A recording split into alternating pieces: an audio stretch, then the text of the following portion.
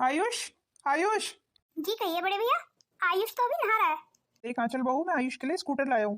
अरे वाह भैया, ये स्कूटर तो बहुत अच्छा है। आयुष इस स्कूटर को देख के सचमुच बहुत खुश हो जाएगा। मुझसे बहुत दिनों से जिद कर रहा था स्कूटर के लिए। मैंने तो कह दिया अपने बड़े पापा को बोल दे। तभी तो ले आया हूँ आंचल बहू। अब आयुष आ जाए तो उसे दे देना। कुछ भी हो, बड़े भैया मेरे आयुष को बड़ा प्यार करते हैं। बस बड़े भैया को कहने भर की देर है। ऐसा कभी हो सकता है कि बड़े भैया का परिवार कुछ चाहे और वो हमें ना मिले? पर घर में जब भी भीड़ बढ़ जाती है, भैया हमारी खुशियों का ध्यान ही नहीं रखते हैं। भैया को अपने बाकी बहन भाई भी उतने ही प्यारे हैं ना जितने हम। तभी तो मैं चाहती हूँ कि इस घर में मेरे अलावा और कोई ना रहे। भैया का ध्यान तो सिर्फ हमारे परिवार पे ही रहे। वैसे आज भैया का मूड काफी अच्छा लग रहा है। भैया से उनका क्रेडिट कार्ड मांग लेती हूँ, अच्छे से शॉपिंग करके आऊंगी। मैंने जो हीरे का सेट देखा था, हाँ वही खरीद लाती हूँ। मुझे पता है भैया मना नहीं करेंगे। सौरभ के वापस आने की खुशी में शाम को एक पार्टी देने की सोच रहा था। ये तो बहुत अच्छी बात है। मैं सोच रहा था छोटी बहू के लिए कुछ अच्छे से कपड़े दिला लाऊं जी ठीक है, जैसा आप चाहें। और उसे कुछ गहने भी पसंद आ जाए तो वो भी दिला देना। आखिर शाम की पार्टी में हमारे सारे रिश्तेदार आएंगे। हमारी छोटी बहू सबसे अच्छी लगनी चाहिए। जी आप बिल्कुल चिंता मत कीजिए, जैसा आप चाहते हैं मैं वैसा ही कर लूंगी। लगता है मैं गलत समय पे आ गई। नहीं छोटी, बिल्कुल भी नहीं।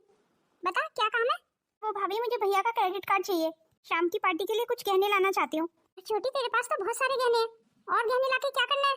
वैसे भी क्रेडिट कार्ड से तो मैं भी आयशा को शॉपिंग कराने जा रही हूँ। तू एक काम करना, तू किसी और दिन शॉपिंग कर लेना। या फिर एक काम करना, तू हमारे साथ ही चल, तुझे भी शॉपिंग करा दूंगी मैं। जो तुझे लेना हो ले लेना। नहीं भाभी रहने दीजिए, मैं किसी और दिन ले आऊंगी।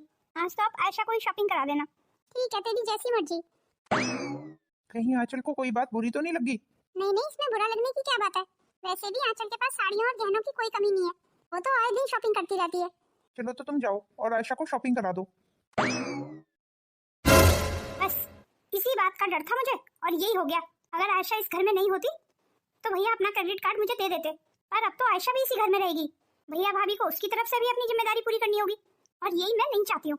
इसीलिए तो इस घर में मैं अकेले रहना चाहती हूँ। मुझे कुछ ऐसा करना होगा कि ये आयशा खुद ब खुद इस घर से चली जाए। वैसे भी आयशा को हमारे घर के रीति रिवाज कहाँ पसंद है। क्यों ना मैं इस घर के रीति रिवाजों को ही मोहरा बना के आयशा को इस घर से निकलवा दूं। वैसे भी आयशा थोड़ा उल्टे दिमाग की लगती है, इसे बेवकूफ बनाना ज्यादा मुश्किल नहीं होगा। अब मुझे पता है कि मुझे क्या करना है। अरे आयशा, तुम यहाँ पे हो? मैं तुम्हें सारे घर में ढूंढ रही थी। जी कहिए भाभी, मुझसे कोई काम था? मैंने सुना है बड़े भैया आज बहुत बड़ी पार्टी दे रहे हैं। जी भाभी आपने सही सुना है, सचमुच बहुत मजा आएगा। हाँ इसीलिए तो भाभी आज तुम्हें शॉपिंग पे ले जा रही है। अच्छा क्या सचमुच? तब तो बहुत मजा आएगा। पता नहीं ये बात मुझे तुम्हें बतानी चाहिए या नहीं। कौन सी बात भाभी? आखिर बात क्या है? क्या तुम्हें नहीं लगता कि तुम्हें शॉपिंग के लिए अपने पति के साथ जाना चाहिए, ना कि भाभी के साथ? चाहती तो मैं भी यही हूँ, पर अगर आप सौरभ को कुछ बोलूंगी तो वो नाराज हो जाएंगे। पर तुम शॉपिंग के लिए सौरभ भैया के साथ ही जाती तो ज्यादा अच्छा लगता। क्यों भाभी, कोई बात है क्या? वो मैंने भैया भाभी को बात करते हुए सुना। भैया उस दिन वाली बात से वैसे तुमसे काफी नाराज है। भैया बिल्कुल नहीं चाहते कि भाभी तुम्हारे साथ शॉपिंग पे जाए। वो तो भाभी और भैया की मजबूरी है कि तुम्हें अपने साथ शॉपिंग पे लेके जा रहे हैं। पर मैंने तो उनको नहीं बोला कि मुझे शॉपिंग कराए। अरे तुम्हारे लिए कौन शॉपिंग करा रहा है? तुम्हारी किसको परवाह है? वो तो शाम को सारे रिश्तेदार इकट्ठे होंगे, तो भैया को उन सबके सामने अपनी नाक भी तो ऊंची रखनी है ना। इसीलिए भाभी तुम्हें शॉपिंग पे ले जाएंगी। अच्छा ऐसी बात है क्या? फिर तो मैं भाभी के साथ बिल्कुल नहीं जाऊंगी शॉपिंग पे। पर भाभी अभी आने वाली है तुम्हें शॉपिंग पे साथ ले जाने के लिए, उनको क्या कहोगी? वो आप मुझ पे छोड़ दीजिए, अब तो मैं अपने पति के साथ ही शॉपिंग करूंगी। हाँ यही ठीक रहेगा। भैया भाभी से पहले भी तो मैं अपनी शॉपिंग करती थी, तो अब नहीं कर सकती क्या? आखिर ये लोग समझते क्या है अपने आप को? और क्या समझेंगे, तो मैं सिर्फ एक जिम्मेदारी की तरह निभा रहे हैं। चलो ठीक है चलती हूँ मैं, अब तुम देख लेना तुम्हें क्या करना है। अब तो मैं शॉपिंग सौरभ के साथ ही करूंगी, और वो भी सौरभ के ही पैसों से। अरे आयशा चल जल्दी जल्दी तैयार हो जा, हम दोनों मार्केट चल रहे हैं। पर किस लिए भाभी? अरे आज शाम को तेरे भैया ने तुम दोनों की आने की खुशी में पार्टी रखी है ना, उसी के लिए तेरे को जो भी पसंद हो वो ले लेना मार्केट से। आई एम सॉरी भाभी, पर मैं आपके साथ कहीं नहीं जा रही हूँ। मेरे साथ नहीं जा रही है तो फिर किसके साथ जाएगी? मैं सौरभ के साथ चली जाऊंगी। पर सौरभ भैया को तो ऑफिस में भी काफी काम है आज। वाह भाभी वाह, एक तरफ आप हमारे आने की खुशी में पार्टी रख रहे हैं, और दूसरी तरफ पे उनको आज इतना व्यस्त कर दिया ऑफिस में। इंसान से कैसे काम निकलवाना है, ये तो कोई आप लोगों से सीखे। आयशा, ये तुम कैसे बात कर रही हो भाभी माँ से? ओहो सौरभ, मैंने अब ऐसा भी क्या गलत बोल दिया है?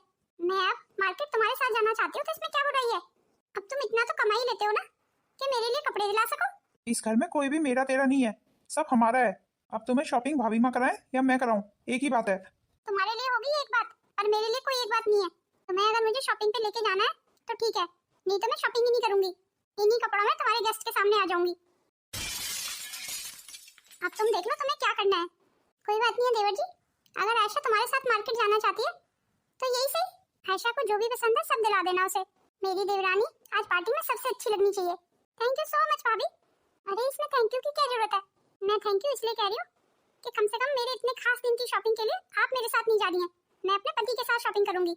वो क्या है ना भाभी, मैं आपके साथ इतना कंफर्टेबल नहीं फील करूंगी जितना मैं सौरभ के साथ कंफर्टेबल फील करूंगी। तुम बिल्कुल ठीक कह रही हो। अब तुम दोनों जल्दी जल्दी मार्केट चले जाओ, नहीं तो देर हो जाएगी। फिर रास्ते में देवर जी आयशा को पार्लर छोड़ देना। पर भाभी घर में भी तो बहुत काम है, अगर मैं मार्केट चला जाऊंगा तो घर के काम कौन देखेगा? वो सब हम देख लेंगे देवर जी। जी ठीक है भाभी माँ, अगर आप यही चाहती हैं तो यही सही। तुमने क्या कसम खाई हुई है कि भाभी माँ की सारी बातों को काटना है तुम्हें? अरे अगर तुम उनके साथ शॉपिंग पे चली जाती तो क्या बिगड़ जाता तुम्हारा? तो क्या अपने कपड़े खरीदने के लिए भी मुझे भाभी माँ के ऊपर डिपेंडेबल रहना पड़ेगा? अब इसमें डिपेंडेबल वाली कौन सी बात है? हर घर के अपने नियम और कायदे होते हैं। तुम भाभी के साथ चली जाती तो उनका भी मान बढ़ जाता। मैं तो उनके साथ भी जाने को तैयार थी, पर शायद तुम्हारी भाभी मुझे अपने साथ नहीं लेके जाना चाहती थी। क्या मतलब? मैं कुछ समझा नहीं। वो तो अच्छा है आंचल भाभी ने समय पे मुझे बता दिया।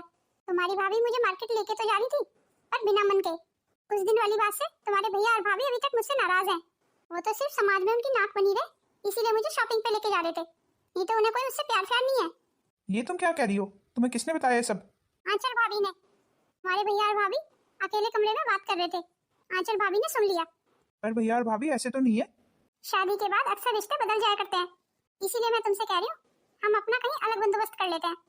मुझे नहीं लगता मैं इस घर में ज्यादा दिन तक रह पाऊंगी। अरे सौरभ, तू यहाँ पे? तुझसे मैंने कहा था ना, आज विदेश से बहुत इंपॉर्टेंट क्लाइंट आने वाले थे, तुझे उनके साथ आज मीटिंग करनी थी और तू बिना बताए घर आ गया। तुझे पता है ना, अगर ये हमारी ये डील नहीं हुई तो कितना नुकसान हो जाएगा कंपनी को। एक्सक्यूज मी भैया, सौरभ को मैंने बुलाया है। पर मैं जान सकता हूँ क्यों बुलाया है? मुझे सौरभ के साथ मार्केट जाना है शॉपिंग करने के लिए। पर मार्केट तो तेरी भाभी तेरे साथ जा रही थी ना। तुझे पता है तेरी इस हरकत की वजह से कितना बड़ा नुकसान हो जाएगा कंपनी को। इसका मतलब आप मानते हैं ना भैया कि सौरभ का इस कंपनी में बहुत बड़ा योगदान है। बिजनेस का आधा प्रॉफिट तो आपको सौरभ की वजह से ही हो रहा है, और फिर भी आप सौरभ को उसका हक नहीं दे रहे। इस बात को मान लीजिए भैया कि आपके बिजनेस में जो प्रॉफिट हो रहा है ना, वो सिर्फ सौरभ की वजह से हो रहा है। अब सौरभ है ही इतने काबिल, आखिर विदेश से पढ़ाई करके आए हैं वो। तो तू क्या चाहती है छोटी बहू? मुझे क्या करना चाहिए? ये तो आप भी जानते हैं कि अब सौरभ की शादी हो चुकी है और बिजनेस में इतना प्रॉफिट तो सौरभ ने कर ही लिया है कि हम अपना घर खरीद सके। आशा, ये तुम क्या कह रही हो? तुम चुप रहो, मुझे भैया से बात करने दो। बोल छोटी बहू, मैं सुन रहा हूँ। आप सिर्फ हमें हमारा हिस्सा दे दीजिए। वैसे भी मैं आप लोगों से आपके पैसे नहीं मांग रही हूँ, मेरे पति की वजह से जो बिजनेस में प्रॉफिट हुआ है सिर्फ वो पैसे मांग रही हूँ। क्या तू भी यही चाहता है सौरभ? सौरभ के चाहने और ना चाहने से क्या होता है भैया, घर के फैसले तो मैं ही लेती हूँ। तो फिर ठीक है, अगर ऐसी बात है तो मैं सौरभ को अलग कंपनी खोल के दे देता हूँ। उस कंपनी में सारा इन्वेस्टमेंट मेरा होगा, तो फिर सौरभ अपनी कंपनी चला ले और प्रॉफिट से घर खरीदे या कोठी, मुझे उससे कोई प्रॉब्लम नहीं है। क्यों सौरभ, तुझे मंजूर है ना? जी ठीक है भैया, हमें मंजूर है, पर आप ये काम जल्दी से जल्दी करा दीजिए।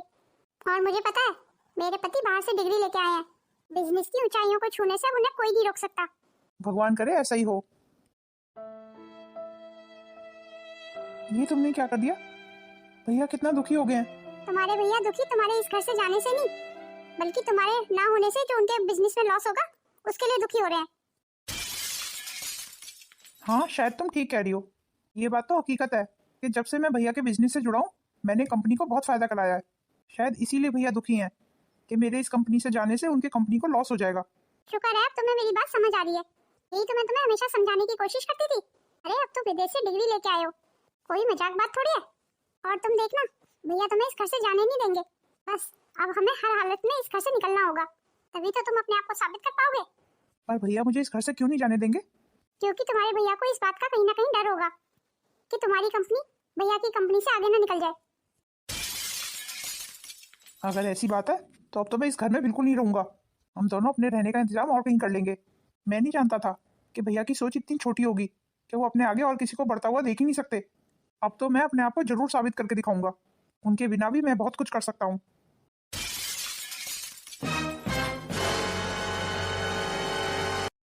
चल अंकित, शुरू हो जा।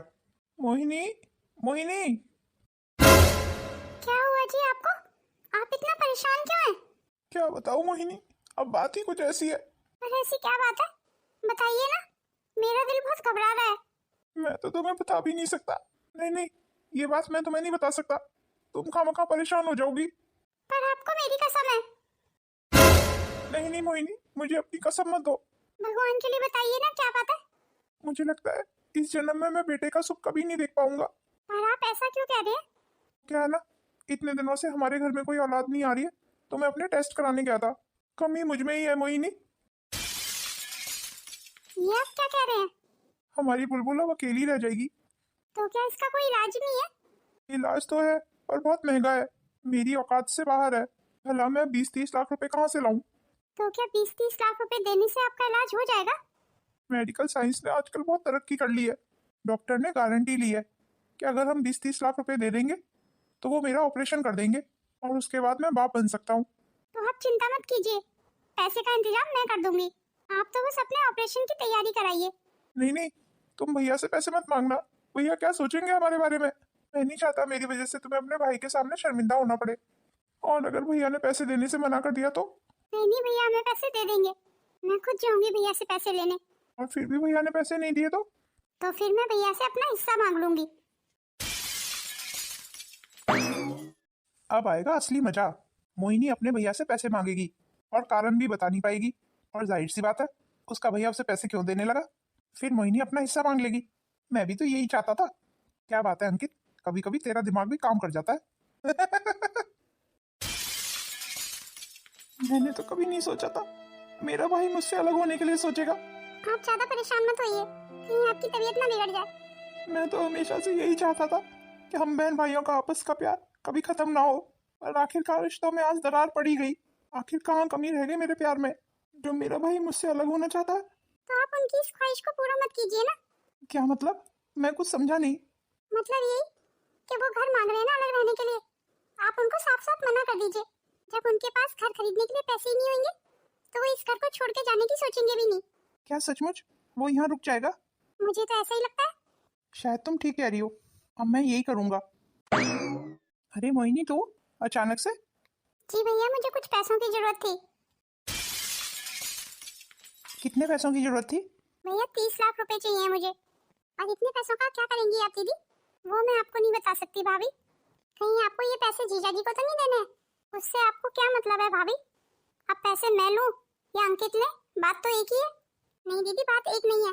अभी पीछे ही तो हमने तय किया था कि अंकित जीजा जी को हम कोई पैसे नहीं देंगे। पैसे दे दे के उनकी आदतें खराब हो गई हैं। अगर उनको हम ऐसे पैसे देते रहेंगे तो वो अपनी जिम्मेदारी कभी नहीं समझ पाएंगे। तो फिर आप साफ साफ मना कर दीजिए ना भाभी कि आपका पैसा देने का कोई इरादा ही नहीं है। तो फिर ठीक है, मुझे मेरा हिस्सा दे दीजिए। और भैया आप खामखा इस ढोल को पीटना बंद कीजिए कि आप अपने बहन भाइयों को बहुत प्यार करते हैं। अरे अरे दीदी, आप तो गुस्सा हो गई। अब आप ऐसी बातें करेंगी और मैं गुस्सा भी ना हूँ। और दीदी आप ये तो बताइए, आपको पैसे क्यों चाहिए? वो मैं आपको बताना जरूरी नहीं समझती। अगर तू पैसे लेने का कारण नहीं बताएगी तो तुझे कोई पैसे नहीं मिलेंगे। तो फिर ठीक है भैया, मैं इस घर में अब कभी वापस नहीं आऊंगी।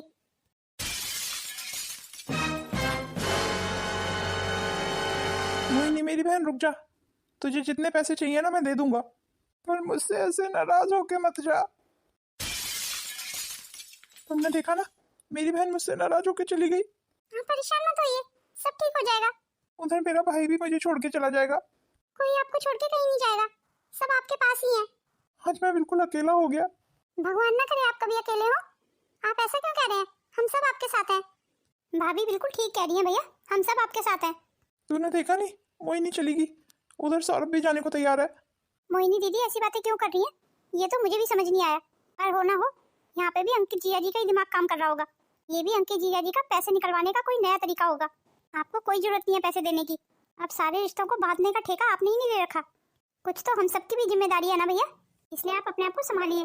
और आप देखना, इन सबको अपने किए का पछतावा होगा और लौट के आपके ही पास आएंगे, क्योंकि मैं जानती हूँ मेरे भैया कभी गलत नहीं हो सकते। तू तो सचमुच बहुत समझदार हो गई।